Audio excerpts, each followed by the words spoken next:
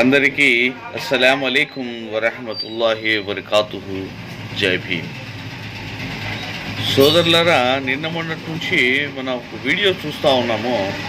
ఆ వీడియోలో ఏంటంటే మచిలీపట్నం దగ్గర ఉన్నటువంటి బొమ్మలగూడెం అనే ఒక గ్రామంలో మసీదు లోపల రాత్రిపూట ప్రవేశించి అక్కడున్నటి పవిత్ర గ్రంథాలను సైతం కింద పడేసి, తరువాత మైక్ సెట్ను కూడా కింద పడేసి బీభత్సం సృష్టించి తర్వాత అక్కడ చెప్పు కూడా వదిలేసి వెళ్ళిపోయాడు. అది ఎవరు, ఏ మతానికి చెందినవాడు, కావాలని చేశాడా, మత విద్వేషాన్ని రెచ్చగొట్టేటందుకా, లేకపోతే మందు తాగి చేశాడా, అది వేరే విషయం. కాకపోతే ఆ మసీదులో ప్రవేశించేటప్పుడు అక్కడ మన పొరపాటు ఏంద్రా అంటే మసీదు లోపల ఏదైతే సీసీ కెమెరాలు ఉండాలో అవి లేవు. కాబట్టి వాడు ఎవరు అనేదాన్ని కనుక్కోవడానికి చాలా సమయం పడుతుంది.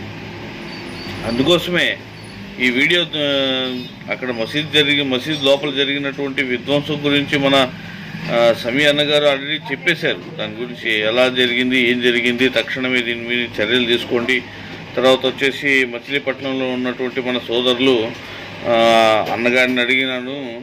అన్నగారు కూడా ఒకటే మాట చెప్పినారు. ఏమన్నారంటే డైరెక్ట్గా ఎస్పీ గారు అక్కడికి వచ్చారు, చూశారండి, యాక్షన్ కూడా తీసుకుంటా ఉన్నారు, తొందరలోనే ఎవరు అనేది పట్టుకుంటారు.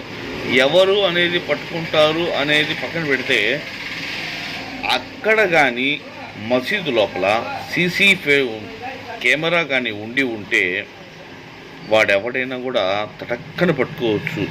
ఎందుకంటే ఉత్తరప్రదేశ్లో ఏదైతే జరుగుతూ ఉందో మత విద్వేషాలు రెచ్చగొట్టే విధంగా మసీదులపైన, మద్రసాలపైన వేరంగా సృష్టిస్తున్నటువంటి ఈ ఆర్ఎస్ఎస్ ఉగ్రవాదుల నుంచి మన మసీదులను, మన మద్రసాలను మనం కాపాడుకోవాలంటే ఒకటే మార్గం. ఆ మార్గం ఏంటంటే ప్రతి మసీదులో కూడా సీసీ కెమెరాలు ఉండాలి. ఎందుకంటే ఇది మన కోసమేనండి. ఏదో సీసీ కెమెరాలు ఉంటే దానికి రేట్ ఎక్కువైపోతుందేమో, కరెంటు బిల్లు ఎక్కువ వచ్చేస్తుందేమో, ఇలా కాదండి. ఎందుకంటే మసీదు మనం వదిలేసి వెళ్ళిపోతాం, రాత్రిపూట అలా ఉంటుంది. అల్లా తాలా చూసుకుంటాడు మసీదు, అది వేరే విషయం.